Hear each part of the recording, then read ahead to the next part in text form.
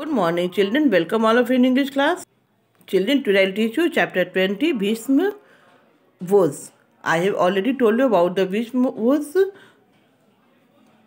in the previous video.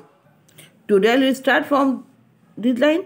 During the meeting, Devrat convinced him that he would not want the throne and would allow Satyavati's children to rule Hastinapur, provided he allowed his daughters to marry his father.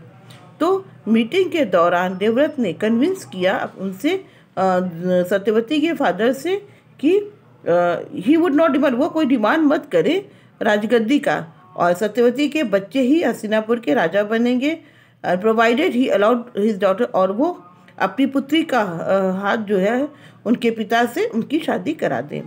This was not enough for Satyavati's father as he felt that Devvrat's future generation में ask for the and claim the throne from Satyavati children.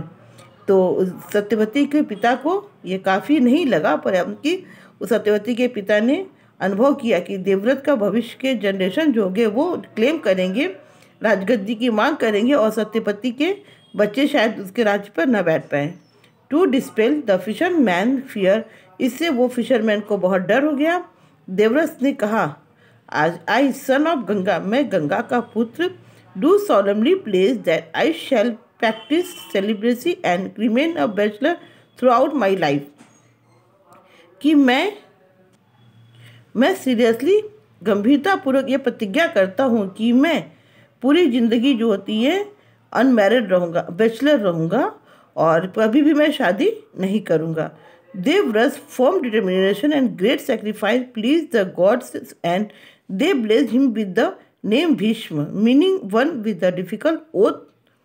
और देवव्रत के दृढ़ निश्चय से और महान बलिदान से देवता लोग बहुत खुश हो गए और उन्होंने उसे आशीर्वाद दिया और उसका नाम भीष्म रखा, जिसका मतलब होता है कठिन शपथ लेने वाला. He also swore to remain loyal to the throne of Hastinapur throughout his life. और उसने एक और कसम खाई कि वो पूरी जिंदगी हस्तिनापुर का लॉयल रहेगा, उसका वफादार बन के उसका देखभाल करेगा.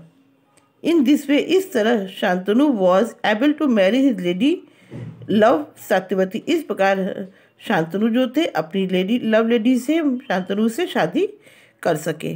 When Shantanu came to know about his son's extreme sacrifice, he granted him to the boon of swechha mrityu, which means the control over his own death. जब शांतनु को उसके अपने बेटे के दृढ़ प्रतिज्ञा के बारे में मालूम हुआ, उसके बलिदान के बारे में मालूम हुआ, तो उन्होंने उसको वरदान दिया कि उसको स्वेच्छा मृत्यु होगी. स्वेच्छा मृत्यु का मतलब होता है कि अपनी मृत्यु पर कंट्रोल करना, नियंत्रण करना, यानी जब वो अपनी मृत्यु को जब चाहे वो अपनी मृत्यु को में जा सकता है. He could choose the place and time of his, वो अपनी इच्छा से अपनी मृत्यु का समय और टाइम चूज कर सकता है. In the Mahabharata, it is said that Bhishma was strong enough to immobilize the entire army of the Pandavas. जैसा कि महाभारत में बताया गया है कि भीष्म जो थे बहुत ताकतवर थे, बहुत मजबूत थे, और वो पांडवों के उसके सेना के साथ अकेले युद्ध कर सकते थे, उसको रोक सकते थे. His archery skill was second to only the gods, and so he was labeled as the bravest warrior of his time. और उनकी आर्चरी जो थी, तीरंदाजी जो थी, वो सेकंड नंबर भगवान से थी, और वो सबसे बहादुर वॉरियर माने जाते थे अपने समय के. Bhishma was also one of the very